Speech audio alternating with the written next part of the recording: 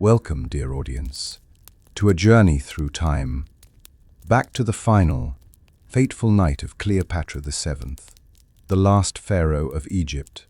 Tonight, we open the gates of history and walk into the candlelit corridors of Alexandria, where love, betrayal, ambition, and destiny collide. This is not simply a story of a queen, but of a woman who defied the might of Rome, who embraced passion as fiercely as power, and who chose her own end rather than surrender. As you watch, I invite you to listen not only to the echoes of ancient marble, halls, but also to the beating heart of Cleopatra herself, her fears, her strength, and her undying pride. You will stand with her loyal handmaidens, witness her final conversations. You will and feel the weight of Egypt's crown as the sun sets on a dynasty, thousands of years old. This video is not only history, it is a living memory, a drama of survival and defiance. Prepare to see Cleopatra not just as a queen, but as a woman who refused to let her story be written by others. Tonight, you will witness her last night. The torches burn low in Alexandria. Outside, Rome waits to claim her. Inside, Cleopatra waits to decide her fate. Will she bow, or will she choose immortality on her own terms? Subscribe for more history. Like and comment if you believe history should never be forgotten. And share to spark conversation about the lessons we must learn from the past. This is not myth. This is history. And it begins here. Night settles over Alexandria like a veil of onyx, and the palace holds its breath. The sea, once a choir of war drums and oars, whispers timidly against the harbor walls. In the high chambers, where gods once seemed to walk, torches gutter with a soft hiss, painting trembling gold upon limestone and lapis. A single doorway yawns open to the queen's apartments, and beyond it, a hush that feels like a verdict. Cleopatra stands at the threshold, a figure carved from moonlight and resolve. She does not enter at once. She listens, really listens, to the life of her palace. The distant clatter of an amphora being set down too carefully, the muffled footfall of a servant who does not dare to breathe loudly, the slow, cold heartbeat of an empire laid bare. The air carries the faint perfume of blue lotus and crushed myrrh, as if the rooms themselves have dressed for mourning. She crosses the threshold, silk murmurs at her ankles, jewels, tamed stars rest across her collarbones. She moves with the precision of someone who knows that every gesture is now a record, that history has already begun its copying. The bronze mirror waits on a tripod. Beside it, a shallow bowl of water reflects the flame like a miniature sun. Trembling, Cleopatra searches her reflection and finds not the girl who learned languages the way others learned. Lullabies, nor the lover who made Rome tremble, but the sovereign who must choose the manner of her ending. Outside these walls, Octavian sharpens his triumph. Inside, she sharpens her will. A servant, Iras, appears in the doorway and kneels, head lowered. "My queen," she whispers, as if the syllables themselves might shatter. Cleopatra's eyes soften, but only for a breath. "The corridors?" she asks. "Empty, Majesty," Iras replies. "As you commanded." The queen nods, another pulse of silence. In it, she feels the drag of memory. Antony's laughter echoing off these pillars, the swift glance they shared when strategy felt like a shared heartbeat, the taste of brine and smoke after Actium. Memory presses close, insistently human. Cleopatra sets it at arm's length. She steps to the colonnade. Far below, the Pharos lighthouse turns the night upon its lathe, a slow, holy rotation of light. She had once believed there was no darkness the Pharos could not conquer. Tonight, its beam seems thin as a reed. "Bring me the council at dawn," she says, still watching the harbor. "Not the generals. They belong to Rome now, the faithful." Her voice is quiet and absolute. Iras bows and withdraws.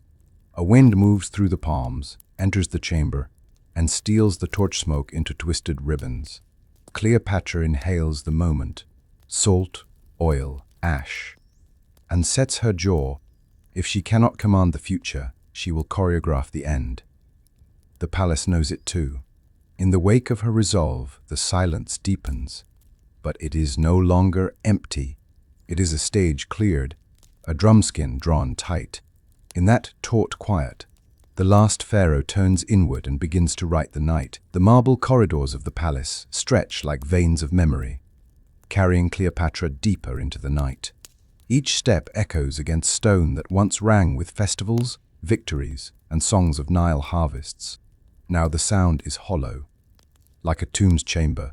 The queen pauses before a mural painted years ago. Egypt triumphant, ships gliding across the sea, priests raising their arms to Ra. She touches the painted sun with her fingertips, and the pigment flakes away, brittle as memory itself. Her thoughts turn unwillingly to Actium, the sea battle that bled her empire dry. She sees again the storm of sails blotting out the horizon, Roman steel flashing beneath the sun, Antony's command faltering under Octavian's relentless discipline. She remembers the shriek of dying oarsmen, the pitch of burning decks, the cry of gulls circling over corpses. For a moment, she feels the salt spray in her lungs. History had pivoted in that instant, and Egypt had begun to die. Cleopatra closes her eyes. A queen must not indulge in despair, but memory is merciless. She recalls Antony, broken, his arms trembling as he leaned on his sword. "We will fight again," he had vowed, though they both knew the war was lost. That vow had shattered upon Roman shield. Now his ashes drift somewhere in the void, and Cleopatra walks among ruins disguised as walls. Her sandals carry her into the Hall of Maps. The floor mosaic still depicts the Mediterranean, a jewel of blue stone stretching from Egypt to Rome. Once this hall buzzed with generals, advisors, and messengers, every voice a strand in the web of her dominion. Tonight, only her footsteps move across the sea.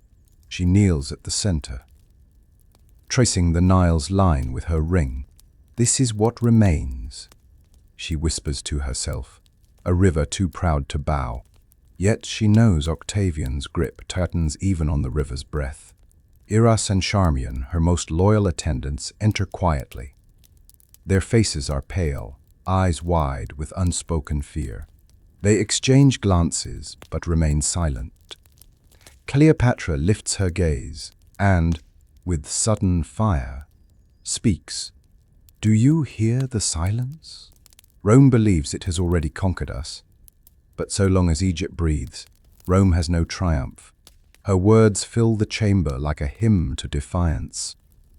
The servants bow deeply, tears glinting in their eyes. A gust rattles the latticed windows. Outside, Alexandria's streets sleep uneasily. The city knows. It always knows, when its queen carries sorrow heavier than stone. She turns from the mosaic, from maps of loss, and walks toward the next chamber. Her stride is slower now, but her spine remains unbent. The empire may be fallen, but the queen is not yet broken. Tonight, she will decide how Egypt will fall, as a spoil of Rome or as a legend beyond its reach. The palace grows quieter as Cleopatra makes her way into her private library. Scrolls line cedar shelves, their edges frayed from years of hands tracing history, law, and poetry. The air here is heavy with ink and dust. Dust, the scent of knowledge that once made Alexandria the beacon of the world. She runs her fingers over the parchment rolls, pausing at one tied with a crimson cord. The writings of Caesar, Julius, the man who had once walked these halls with her, whose ambition stretched farther than any empire. whose presence had reshaped her destiny. Cleopatra closes her eyes and recalls the first time he saw her unveiled, carried in a rug into his presence in Rome's court of power. He had laughed, not in mockery but in admiration, at her audacity, her brilliance, her command of language and wit. With him, she was not merely queen, she was an equal sparring with the greatest mind of her age. But memory twists. She remembers the day word reached her that Caesar had fallen beneath daggers on the Senate floor. The news had struck like an asper's bite. Sudden, sharp, lethal. Rome had cheered his death, but Egypt had wept. She had wept. His child, their child, was her consolation. Caesarion, her son, the heir of two worlds. She touches a small ivory bust of him on the desk. His face, so young still, carries the shadow of his father's features. The high brow, the proud jaw. She fears what Rome will do when Octavian claims him as rival. The queen's hands tighten around the bust until her knuckles pale. "You will outlive me," she whispers to the absent boy. "You must." Her words falter, because even she doubts the promise. Rome's cruelty spares no heirs. The thought claws at her heart. Charmion enters quietly, carrying a candelabrum. "Majesty." "The night deepens," she says softly. Cleopatra does not turn. "Bring me Caesarion's tutor at dawn. He must know what paths remain." Charmion bows, her face unreadable, and withdraws, leaving the queen once more with her ghosts. Cleopatra kneels before a great papyrus map of the Nile, pinned against the wall. Her tears fall silently upon its inked lines. She remembers drifting with Caesar along that river, their boat gilded, sails like wings catching the breeze. They had spoken of uniting worlds, of ruling not just nations, but eternity. He had told her once, the Nile flows as Rome marches, unstoppable. She had believed him. Now both Nile and Rome march toward her end. The torches crackle. Cleopatra gathers herself, rising with poise. If Rome will not honor Caesar's blood, Egypt will. She presses her ring against the bust of Caesar, leaving an imprint of her dynasty upon his stone visage. The echo of Caesar lingers, not in marble or scrolls, but in the resolve that burns once more in her eyes. The night air thickens as Cleopatra leaves the library and enters her private garden. Moon's light pours across marble paths, and the perfume of jasmine drifts heavy on the breeze. Here, among the still fountains and silent lotus ponds, she feels Antony's presence more than anywhere else. This was their sanctuary, where laughter once rose louder than the crickets, where the future had seemed theirs to shape. Now only shadows keep her company. She lowers herself beside a fountain rim, her hand skimming the cool water. Ripples distort her reflection, and in the shifting image she sees him, Marcus Antonius, Rome's lion, her lover, her general, her ruin, and her salvation. She hears again the timbre of his voice, deep with command and raw with passion. She remembers his triumphal return from battle, armor glinting like a god descended from Mars. She remembers the warmth of his hand, roughened by sword and shield, as he swore eternity to her beneath these very stars. That memory strikes with cruelty. Antony's final moments return in sharp flashes.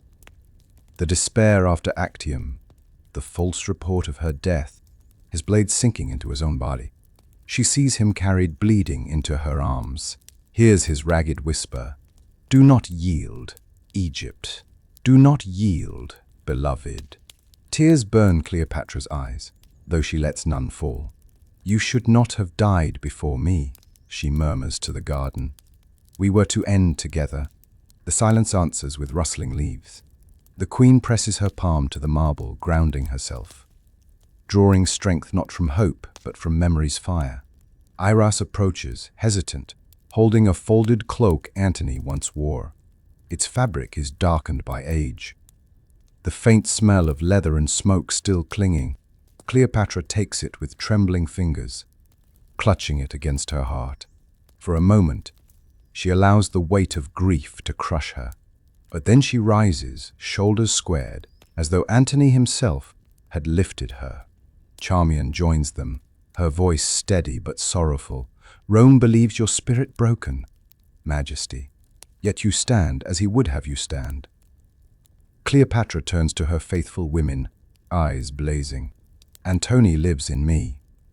If Rome parades me, they will see not a prisoner, but a queen who walked with gods. Let them tremble at what they could not kill. A wind cuts through the garden, scattering petals across the water.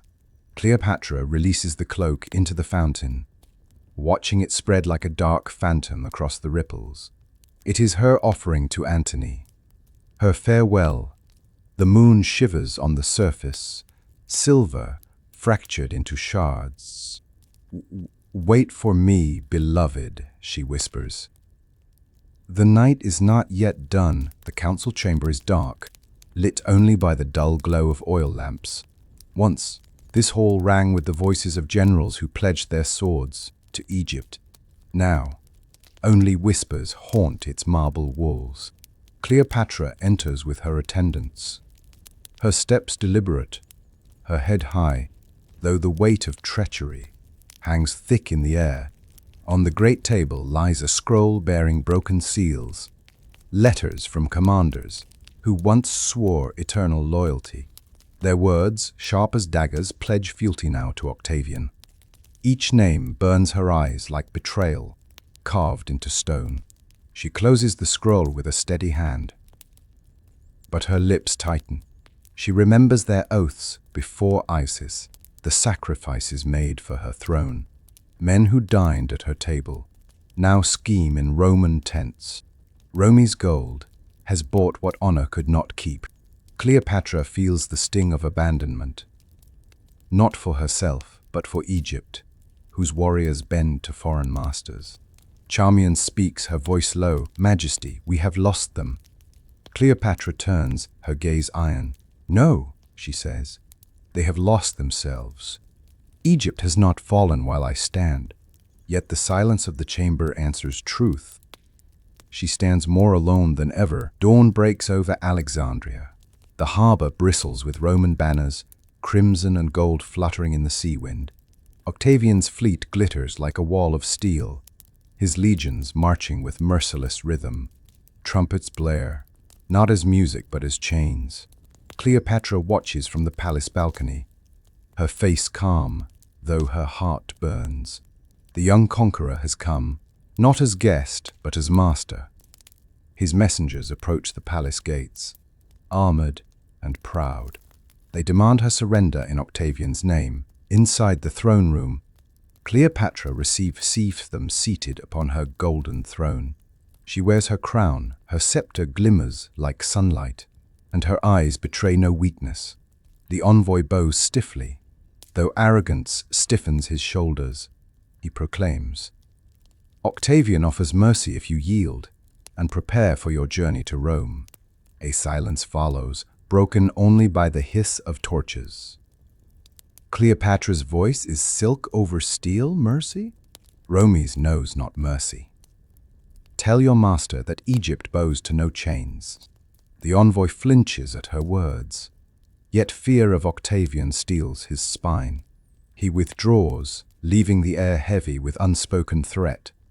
Cleopatra knows Rome will not be denied, but neither will she. Night descends again. The throne room lies vast and hollow, its marble floors echoing only Cleopatra's footsteps. Once, this hall roared with music, feasts, petitions, and proclamations. Now the pillars stand like solemn guardians of a dying kingdom. Cleopatra walks slowly toward her throne. She does not sit. Instead, she circles it as if it were an abandoned relic. Her hand trails across its golden armrest, and she feels the chill of emptiness. The throne is hers in name, yet powerless under Rome's shadow. She lifts her gaze to the carved reliefs on the walls. Pharaohs of old, gods towering in stone, victories etched for eternity. Their eyes seem to watch her, stern and silent, asking what end she will choose. She feels their judgment heavy upon her shoulders. For the first time, she allows herself to kneel at the base of the throne, not as a queen before her people, but as a woman before her fate. A whisper breaks the silence. This seat no longer commands. Its voice is gone. Iras and Charmion enter quietly, bearing torches. They stop at the sight, their queen kneeling, silhouetted in gold and shadow. She rises before they can speak, masking grief with command. "This throne is no longer Egypt's," she says firmly. "I am Egypt now. The dawn is gray when Cleopatra summons those few who remain loyal. They gather not in the council chamber of generals, but in a smaller hall lined with painted lotus blossoms, a room meant for tutors, scribes, and attendants.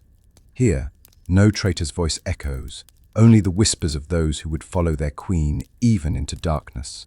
Cleopatra enters, her presence transforming the chamber into a sanctuary. The servants rise and bow deeply. Their faces are etched with devotion and fear. Among them stand her scribes, her chamberlain, and the women who dressed her since youth. No soldiers, no commanders, only hearts that Rome cannot buy. She raises her hand, and silence settles. "Egypt's throne is broken," she says, her voice calm yet iron-willed. "Rome thinks me alone, but as long as you breathe, Egypt breathes. Tonight I will choose Egypt's fate. I do not ask you to follow me into death, only to guard what I leave behind." Some weep openly, others bow until their foreheads touch the floor. Their queen does not flinch. For them, she must be stronger than grief. She dismisses them with blessings, and the room empties, leaving her in solitude. For the first time, she feels the weight of being the last torch in a darkened world. The palace that once symbolized power now feels like a gilded cage. Cleopatra walks through its corridors, past towering columns wrapped in painted vines, past chambers overflowing with treasures Rome covets. Every jewel, every statue, every chest of coins is no longer wealth. It is weight, chains disguised as splendor. She passes through the treasury, torchlight flashing against heaps of gold and silver. She recalls her forefathers building this palace to rival Olympus itself. Now she feels trapped within it, a prisoner wrapped in silk and luxury. The Roman net tightens, and every golden surface mocks her. She stops before a colossal statue of Isis, the goddess to whom she has always tied her fate.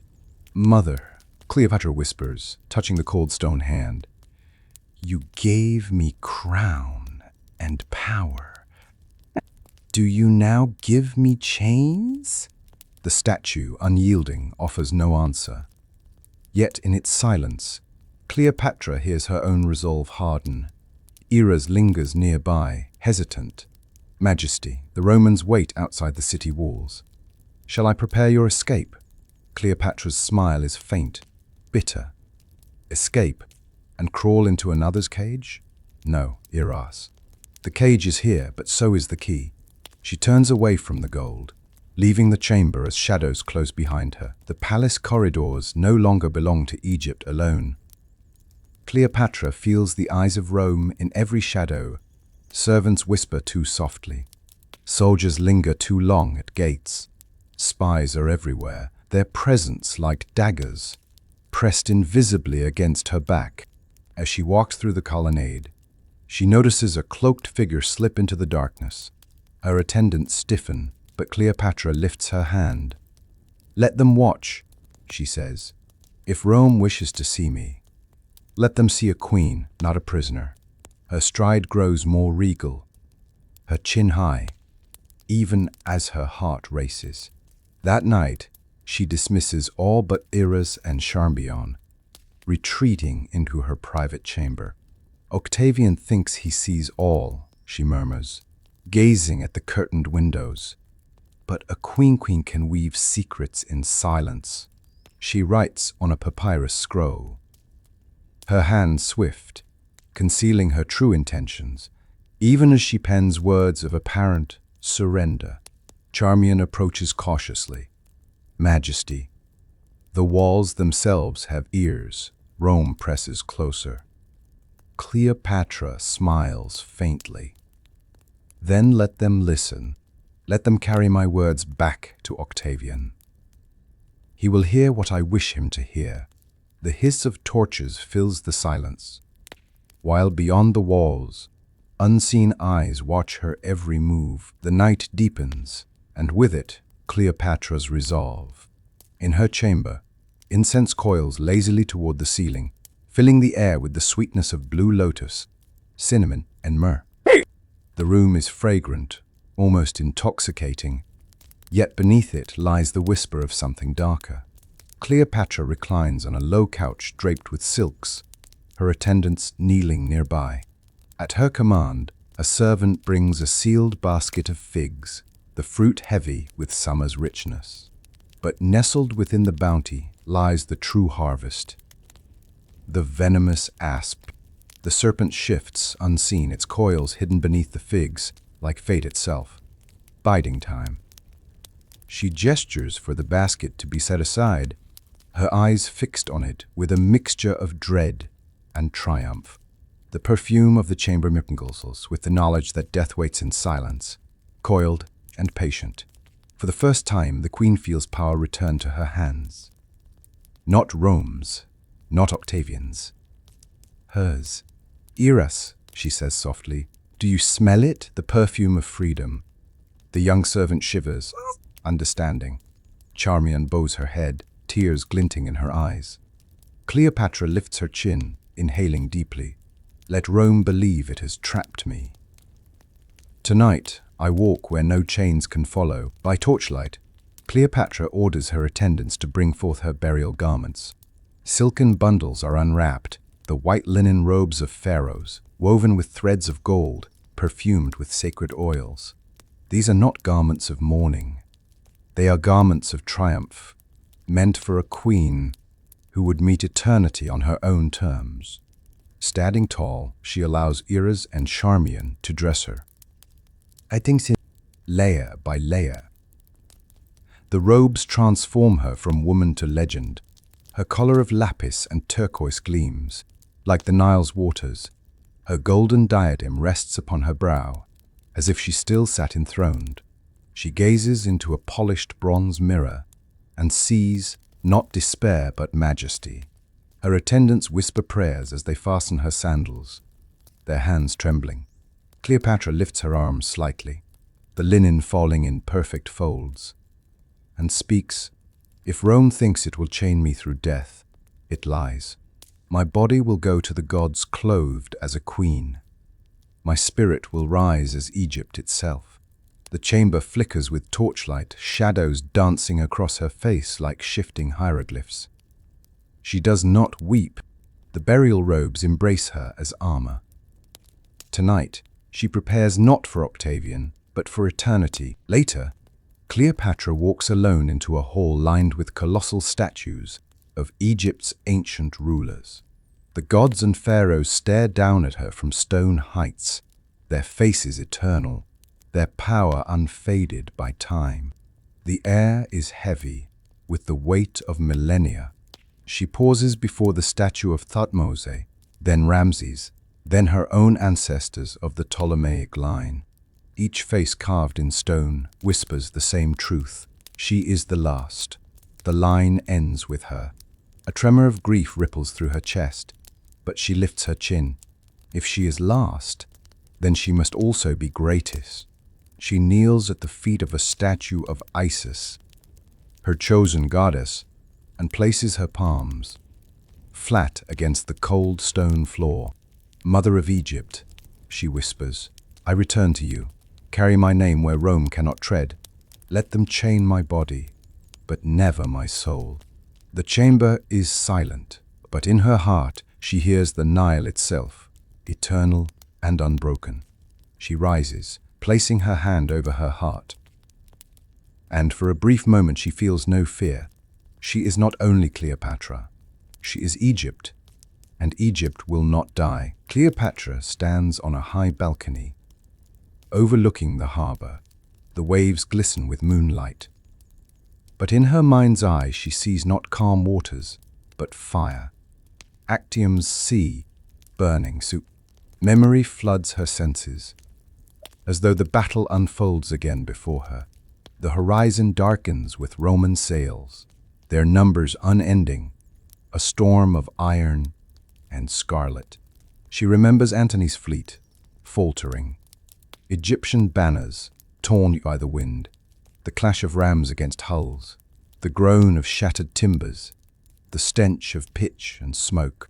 Above it all, Rome's discipline, unyielding, unstoppable. She grips the railing, knuckles pale as her breath quickens. She recalls Antony's desperate signal, her own ships turning with him, retreating. The shame of that retreat burns hotter than fire. To flee, to abandon the sea to Rome, was to concede more than territory. It was to concede destiny. Iris approaches timidly, sensing her queen's torment. Cleopatra does not turn. "Do you see it?" she whispers.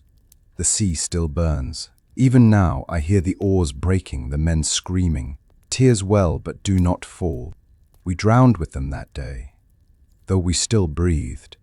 For a moment, the harbor below seems to flicker with phantom flames. Cleopatra closes her eyes, and the fire subsides into memory. But the scar it left is carved too deeply to fade. That night, sleep eludes Cleopatra. She lies upon her couch, eyes fixed on the ceiling as the torches gutter low. Shadows shift across the walls, and in their flicker she sees him, Antony. His form emerges from darkness, broad-shouldered, armored, his eyes burning with sorrow. She sits upright, breath caught in her throat. The vision steps closer, not flesh but memory, not dream but longing. "Beloved," she whispers. The ghost kneels before her, as Antony once did in jest, swearing loyalty with a soldier's humor. But tonight his gesture is solemn. "You should not have left me," she murmurs. "We were to die together." The phantom's eyes glisten with unspoken words. She hears his voice as if from the depths of a cavern. "Do not yield. Even in death, do not yield." Her hands tremble as she reaches for him, but the ghost dissolves like smoke. Only silence remains. Yet she does not feel abandoned. Instead, strength courses through her, as though Antony's spirit has returned not to torment, but to arm her heart. She lies back, calmer now. The shadows retreat. The ghost is gone, but Antony lingers in her soul, eternal as the Nile. Cleopatra summons her closest attendants for one final feast. For one feast. The dining hall, once alive with music and laughter, now lies subdued, torches burning low, silver platters heavy with figs, dates, honeyed wine, and roasted lamb. The air is thick with incense, sweet and sorrowful. She sits at the head of the table, her burial robes gleaming, her crown catching firelight. Around her, only Iras, Charmion, and a handful of loyal servants remain. No generals, no foreign envoys, only those who loved her, not her throne. They eat in silence. At first, the clatter of dishes, loud in the hush. Then Cleopatra raises her cup, her voice steady, to Egypt, to those who stood by her when all else fled. Her attendants echo the toast, tears shining in their eyes. Music rises softly, just a harp plucked by trembling hands. Cleopatra smiles, faintly. She speaks of her youth, of sailing the Nile, of laughing with Antony, of debating Caesar beneath Roman stars. Her words are not mourning but memory. Offer like gifts to those who will carry her story forward. When the last cup is drained, she rises. "This is no feast of farewell," she declares. "It is a feast of victory. For tonight, Rome will not have my chains. The hall falls silent, and all present know the truth. This was their queen's final banquet. The palace corridors echo faintly as Cleopatra leads Iras and Charmion to a concealed doorway behind a tapestry of Horus. Few know of this place. With a press of her ring against a carved symbol, the wall groans open, revealing a narrow passage spiraling downward. Torchlight flares against ancient stone. They descend into the hidden chamber, a vault carved deep into the palace foundation. Here lie Egypt's most sacred treasures, jewel-encrusted crowns, scrolls of forgotten knowledge, reliquaries of the gods. The air is cool and dry, smelling of dust and eternity. Cleopatra moves slowly among the treasures, her fingers brushing gold and ivory. Rome will never touch these, she whispers. With her attendants, she directs servants to seal crates, to hide artifacts where only the sands will remember. Every action is measured, as though she prepares not her own end, but Egypt's afterlife. At the chamber's heart rests a sarcophagus carved with the image of Isis. Cleopatra kneels before it, laying her hands upon the lid. "Mother, I give you what remains. Guard it as you will guard me." Her attendants kneel as well, eyes lowered. For this moment, the queen is less ruler than priestess. Offering her kingdom to eternity, after returning to her chambers, Cleopatra summons a small chest. Inside lie toys of her children. Small wooden figurines, a bronze rattle, a necklace of shells strung by young hands. Her fingers linger on each, trembling with tenderness. She thinks of Caesarion, her eldest, blood of Caesar, and heir of two worlds. She remembers holding him as an infant, whispering to him of empires and rivers, of Rome and Nile bound together. Now he is far from her, his fate uncertain under Octavian's watchful eye. Her younger twins, Alexander Helios and Cleopatra Selene, sleep under guarded care. Their innocence is a knife in her heart. Rome will not spare them. At best, they will be trophies paraded in chains. At worst, she cannot finish the thought. Tears blur her vision as she clasps the little shell necklace to her chest. "Forgive me," she whispers. "Your mother can shield you no longer. But may the gods shield you where I cannot." Charmion enters quietly, her face grave. Cleopatra looks up, her voice breaking. "I can fight armies, but not fate." Charmion kneels before her queen, saying softly, "Your children carry your name, Majesty. They will live in Egypt, even if Rome takes them away." Cleopatra rises from grief with renewed resolve. She orders mirrors polished and perfumes lit. Attendants gather golden robes and ornaments. Tonight, she will wear her crown not for Rome, but for history. Iras and Charmion adorn her with jewels, earrings shaped like cobras, a necklace of turquoise and lapis, armlets gleaming like fire. Kohl is brushed carefully around her eyes, sharpening her gaze into that of a goddess. Rouge colors her lips, not for seduction but for sovereignty.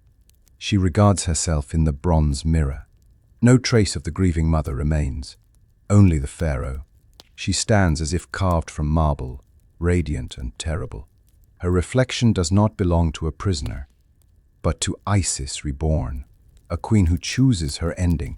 When the attendants finish, she lifts her chin and says, "If Octavian wishes to see a conquered queen, he will see a goddess instead." Her words ripple with finality. The room grows still. Attendants struck silent by her transformation.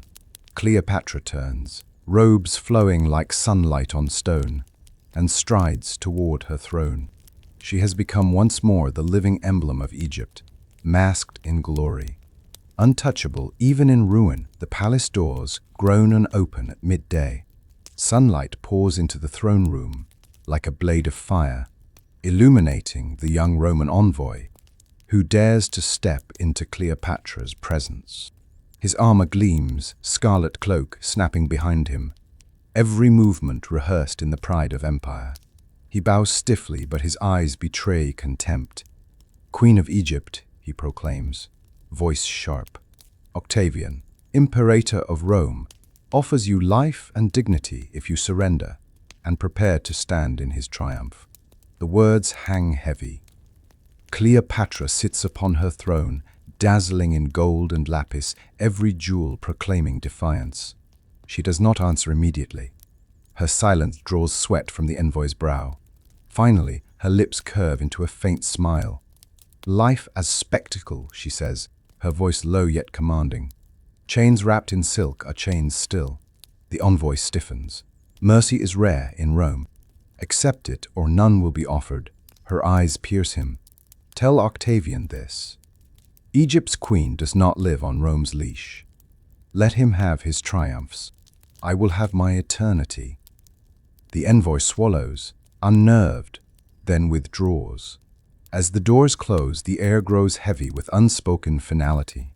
The choice has been made. That evening, Cleopatra dictates a message to Octavian. Her scribes sit at low tables, quills scratching across papyrus. As her words spill like silver threads. Outwardly, the letter is a gesture of surrender, a queen offering herself, pleading for mercy for her children, conceding Egypt's throne. But between the lines, Cleopatra weaves deception. Her phrasing is double-edged, each word crafted to buy time, to suggest obedience while hiding defiance. She knows Octavian will read triumph. Where none exists, Charmion watches her closely, whispering, "Majesty, what if he sees the truth beneath the words?" Cleopatra's lips curl. Rome reads what it wishes to see. Octavian wants me conquered. Let him think it so. The papyrus is rolled, sealed with wax, and handed to a Roman courier.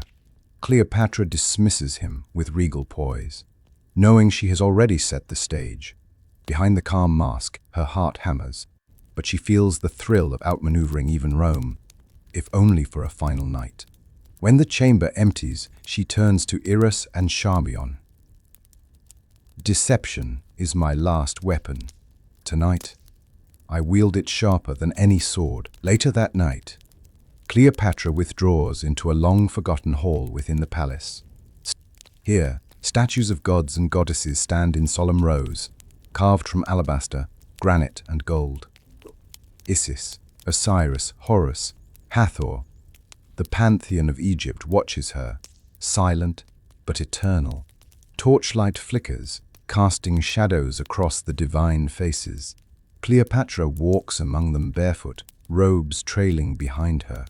She touches each statue as she passes, murmuring prayers as though bidding farewell to the gods themselves. At the foot of Isis, she kneels, her forehead pressed to cold stone. "Mother," she whispers, voice breaking, "I have ruled as you willed. I have loved, I have fought, I have bled.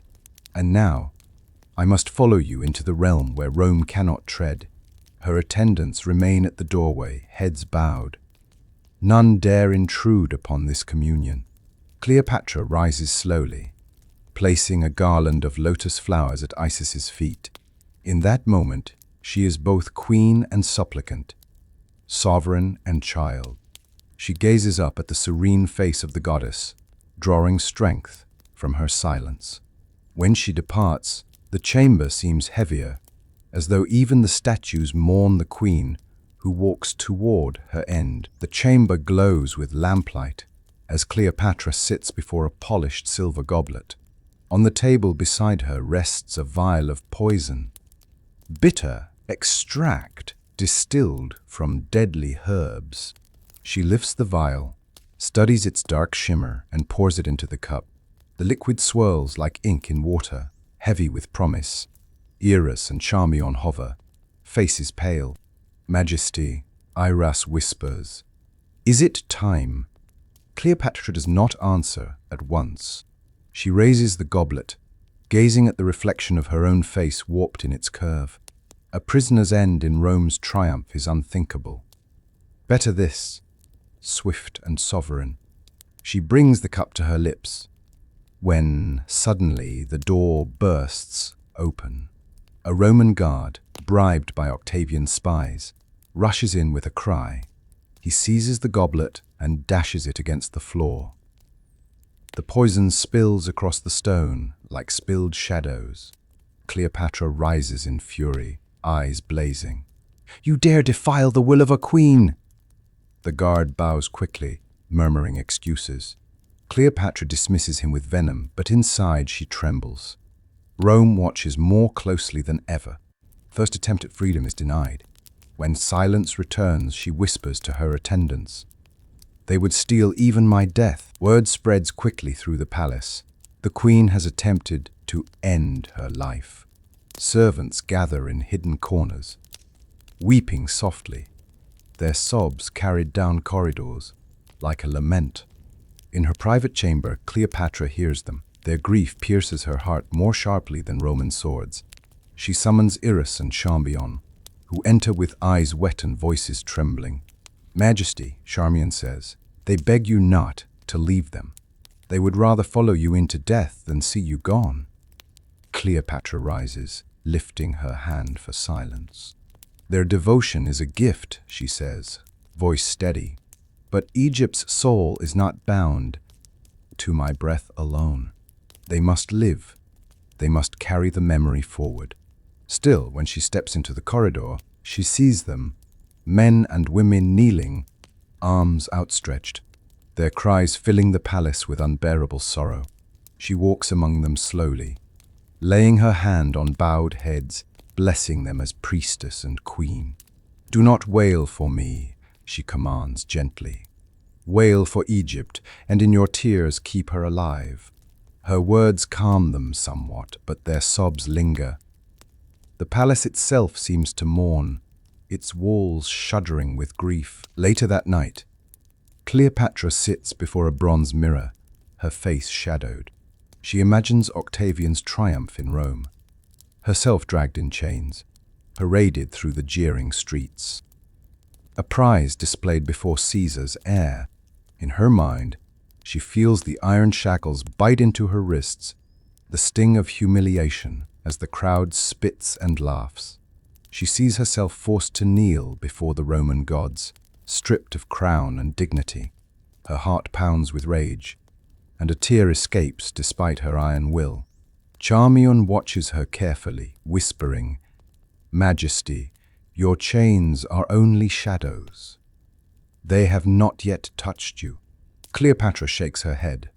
"They touch me already, here," she replies, pressing her hand against her chest. "Rome would make Egypt a slave through me." Iras kneels, grasping her queen's hand.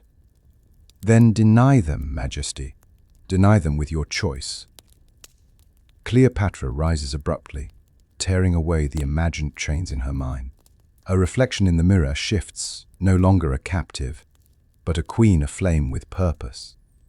"Yes," she breathes, "I will not wear Rome's chains. Let them forge them in iron. They will never clasp them upon me." The mirror flickers with torchlight, and in its depths she sees not bondage, but freedom's fire. The chamber is dim, only a few torches sputtering in the corners. Cleopatra stands alone before the bronze mirror, her reflection shadowed and fragmented. She closes her eyes, steadying her breath. The chains she imagined still linger in her mind, but she feels something burn beneath them. A flame too fierce to be bound. It is not pride alone, but the fire of Egypt itself, passed through generations of pharaohs. Rising now within her chest, she lifts her arms, robes flowing, and whispers aloud, "Rome will claim my crown, my treasures, even my children, but they will never claim my spirit. This fire is mine." Her voice grows louder, echoing through the chamber. "I am Cleopatra, daughter of the Nile, chosen of Isis, last pharaoh of Egypt. Rome may bind flesh, but my soul belongs to eternity." The torches flare as though answering her. Iras and Charmion, listening from the doorway, exchange glances of awe and fear. Their queen glows with almost divine presence, her eyes bright as stars, her voice carrying the weight of the gods themselves. In that moment, Cleopatra ceases to be a woman trapped by fate. She becomes fire incarnate, untouchable, unyielding. Later, when the palace is hushed in uneasy silence, a discreet knock sounds at Cleopatra's chamber door. A trusted servant enters, carrying a plain wooden chest draped in cloth. He bows low and sets it before her. Iras and Charmion watch, tense, as Cleopatra removes the cloth. Inside, among ordinary figs, lies the true gift, the asp coiled and silent, its scales gleaming faintly in the torchlight. Cleopatra inhales sharply, not in fear, but in reverence. This small creature is her final ally, her last weapon. She gazes at it, as though it were a crown forged in living flesh. Charmion trembles, whispering, "Majesty, must it be this way?" Cleopatra's eyes remain fixed on the serpent. It must. Rome can bind iron, but it cannot bind death. This is freedom's form. She orders the chest sealed again, to be hidden until the hour comes. Iras places it beneath a draped table, her hands shaking, while Cleopatra rests her palm upon the wood, as though blessing it. "Guard it well," she says softly.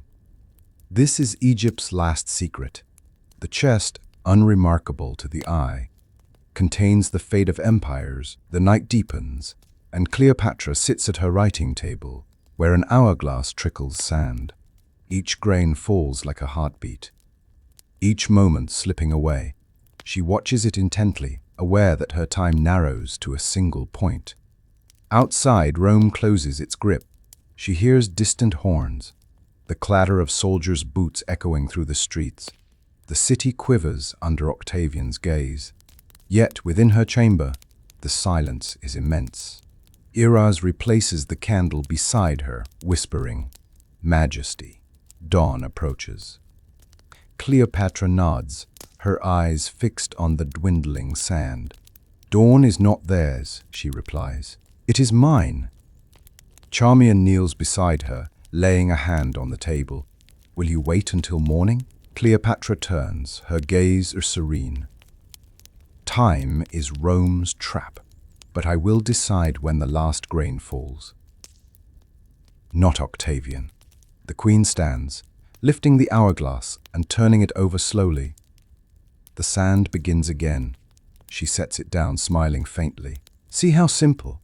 Time belongs to me." Her attendants bow, awe-struck.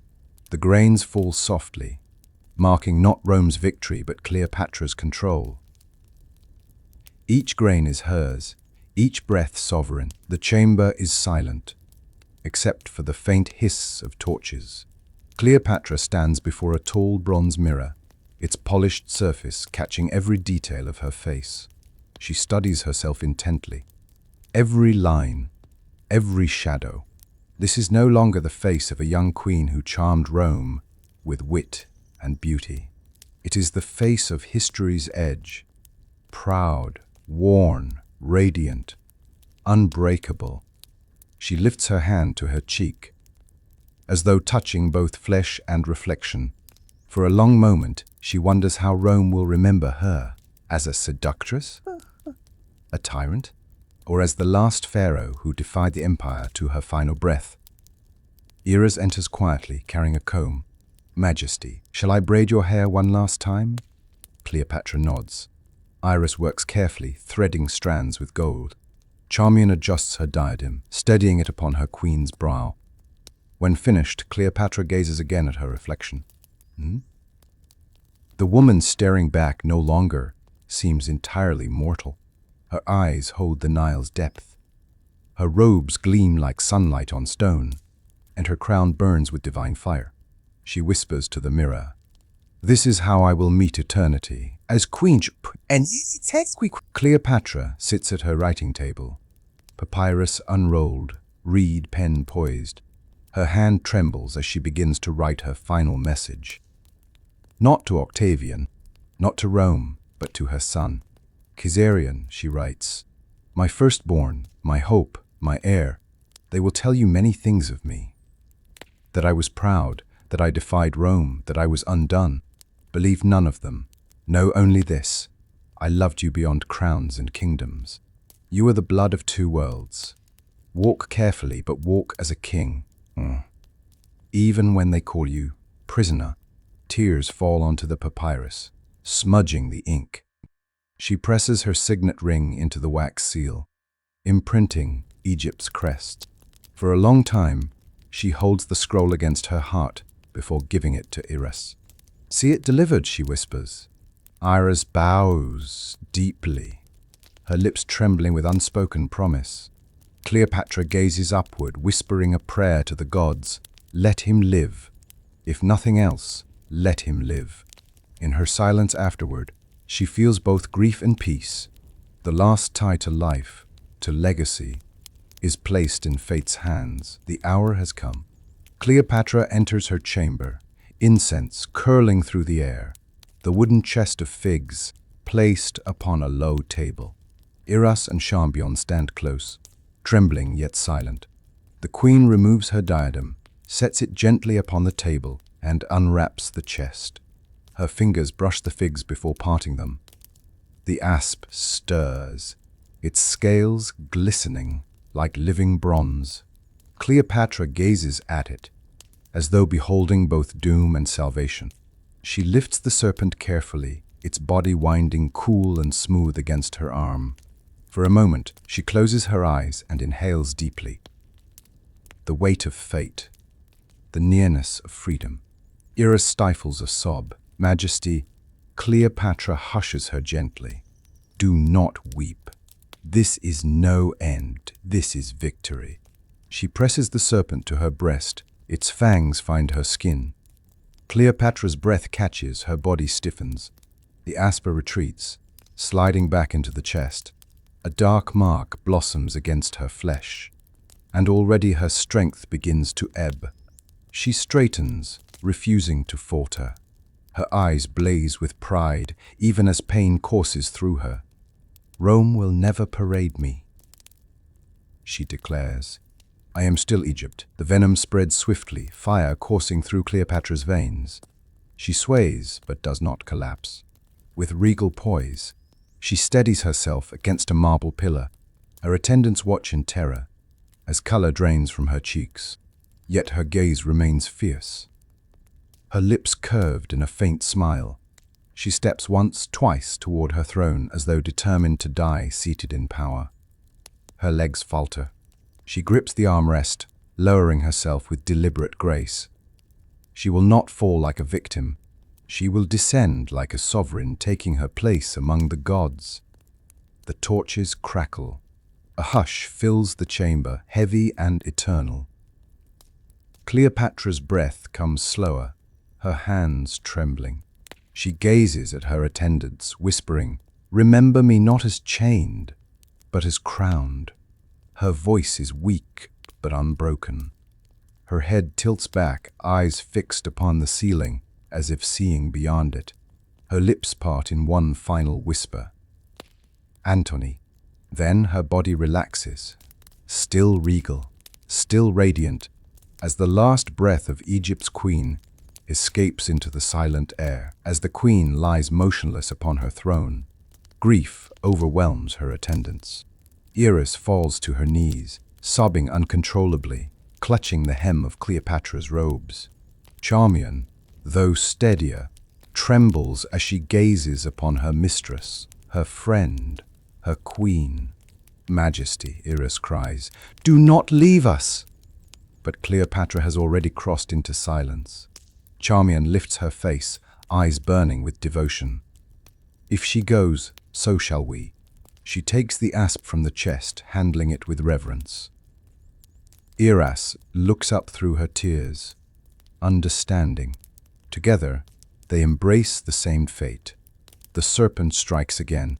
Iras gasps, then collapses at her queen's feet, her hand still clutching Cleopatra's robe. Charmion sways, the venom flooding her veins. With her final strength, she adjusts Cleopatra's diadem, straightening it upon her brow. When the Roman guards burst in moments later, they find a tableau. Cleopatra regal even in death, Iras at her feet, Charmion kneeling beside her throne. It is not a scene of defeat but of loyalty eternal, a shrine carved in flesh and faith. Charmion, barely alive, whispers to the intruders, "Was this well done?" Then she slumps lifeless. Completing the queen's final circle of devotion, the palace doors crash open as Octavian's soldiers storm the chamber. Their armor clatters, swords gleam, but the sight before them halts their steps. Instead of a captured queen to be paraded in chains, they find death enthroned in majesty. Cleopatra sits motionless, her face serene, robes gleaming in the torchlight. At her feet lie Iras and Charmion, their devotion sealed in silence. The asp's basket rests open, its figs scattered, the serpent vanished into shadow. The commander hesitates, awed and unsettled. "We are too late," he mutters. A soldier kneels to confirm. "She is gone, Imperator," he whispers. When Octavian himself enters moments later, Octavian, young yet cold-eyed, gazes upon the scene. For a long time he says nothing. The triumph he craved has been stolen by her own hand. Rage flickers in his jaw, but admiration lurks in his silence. Cleopatra has denied him his spectacle. "Cover her," Octavian orders finally, voice clipped. "Treat her body as befits a queen. Rome has lost its prize, but it will not lose its dignity." His soldiers bow, but they know the truth. Cleopatra won. Rome claimed her throne, but never her spirit. The news spreads like wildfire through Alexandria. Cleopatra is dead. Whispers rush down alleys, through markets, across the harbor. Some collapse in tears. Others lift their hands toward the sky, wailing as if the Nile itself had stopped flowing. In the Roman camp, disbelief strikes harder than any blade. Octavian sits in his pavilion, the torchlight quivering against his young, calculating face. His officers shift uneasily. Rome had promised the Senate a queen dragged in chains, a spectacle for the people, proof of conquest. Now that glory is gone, stolen by Cleopatra's hand. "Do you not see?" one general murmurs. "She denied us her humiliation. She wins even in death." Octavian silences him with a glance, but in his heart he knows it is true. Cleopatra's choice has robbed him of triumph, leaving him only ashes of victory. Still, Rome moves swiftly. Couriers are dispatched, reports drafted. The Senate will be told she died by cowardice, not defiance. Yet the soldiers who witnessed her final tableau whisper otherwise. They saw her dignity, her fire. They know Rome was cheated not by cowardice, but by sovereignty. And in that quiet knowledge, Cleopatra lives on. Days later, the streets of Alexandria fill with silence, as Cleopatra's body is borne through the city. Draped in golden robes, crowned with her diadem, she lies upon a bier carried by her attendants. Iras and Charmion, though lifeless, are honored beside her. Octavian, though robbed of his spectacle, grants her a queen's funeral to appease the people. He knows that denying her honor now would ignite rebellion. The citizens line the streets, throwing lotus blossoms and palm fronds, their tears falling like rain. The procession moves to the mausoleum, where Antony already lies entombed. Cleopatra is placed beside him, their fates entwined even in death. Priests chant hymns to Isis. Incense burns thick in the air, and the Nile breeze carries the sound through the city. As the sarcophagus is sealed, Alexandrians cry out in grief and reverence. "Cleopatra, last pharaoh, eternal queen." Their voices rise like thunder, shaking the very stones of the mausoleum. Octavian watches from a distance, his face unreadable. He has conquered Egypt, yet as the chants echo, he knows the woman he sought to break has become untouchable. Cleopatra is dead, but her legend is immortal. When Cleopatra's funeral ends, silence spreads over Egypt. Along the Nile, fishermen cease casting nets. Farmers pause in their fields. Women kneel at the river's edge, their tears falling into the current. The Nile, lifeblood of Egypt, seems to grieve with them. Its waters run sluggish, as though weighed down by sorrow. Priests claim the river swelled unnaturally high, as if the gods themselves wept for their daughter. At dusk, golden light glimmers across the water, reflecting like a veil of mourning. Songs rise from the villages, dirges of loss, verses of pride. Children whisper her name as they light small lamps, sending them afloat upon the river. Hundreds of tiny flames drift down the Nile, carrying the queen's spirit to the horizon.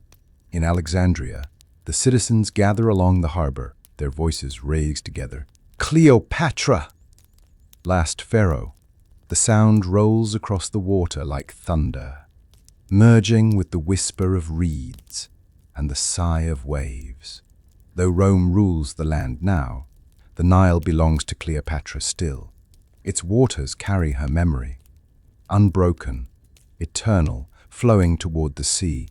Egypt weeps, but in its weeping it preserves her forever. In the weeks after Cleopatra's death, stories spread faster than Roman couriers. Merchants in the markets of Alexandria whisper her name with reverence. Poets begin to compose verses, their words painting her not as conquered, but as eternal. One tells of the queen who defied Rome with nothing but her dignity. Another of the goddess in mortal flesh who chose her death with the serpent's kiss. In taverns and temples alike, her image grows brighter, not dimmer. Rome, despite Octavian's orders, cannot silence the whispers. Soldiers who had seen her lifeless on the throne speak of her serenity, her majesty even in death. In their words, she becomes more than queen. She becomes myth. Charmion's final act of adjusting the crown becomes a tale of devotion. Iras's collapse at her queen's feet becomes a hymn of loyalty. These women, bound to Cleopatra, are remembered as symbols of fidelity beyond death. And thus the legend begins, not in marble inscriptions carved by conquerors, but in the songs of her people, secret verses of poets, in the hushed voices of children falling asleep to the tale of Egypt's last and greatest queen. Years pass, yet Cleopatra's shadow lingers. In Rome, her name is invoked with fascination and fear. To some, she is the seductress who bewitched Caesar and Antony. To others, she is the queen who dared defy the empire and stole her own triumph. But in Egypt, she is remembered differently. Temples whisper prayers in her honor. Priests speak of her as a daughter of Isis, her spirit flowing with the Nile. Farmers carve her likeness into the handles of their tools. Mothers name their daughters after her so that Egypt never forgets. Her tomb beside Antony becomes a site of pilgrimage. Flowers and offerings pile high at its gates. At night, some claim to see her spirit wandering the gardens, veiled in moonlight, her eyes still burning with fire. Legions entwine with faith until Cleopatra becomes more than human. She becomes eternal. Her story belongs not to Rome's scrolls, but to the hearts of those who carry her memory across generations. And so she endures, not as captive, not as trophy, but as queen beyond death. Time flows on, empires rise and fall, but Cleopatra's story remains. With her death, the Ptolemaic dynasty ended. Egypt's crown passed to Rome, its freedom dissolved into empire. Yet Cleopatra's name endures as the last sovereign pharaoh, the final voice of Egypt's ancient majesty. Historians write of her cunning and beauty.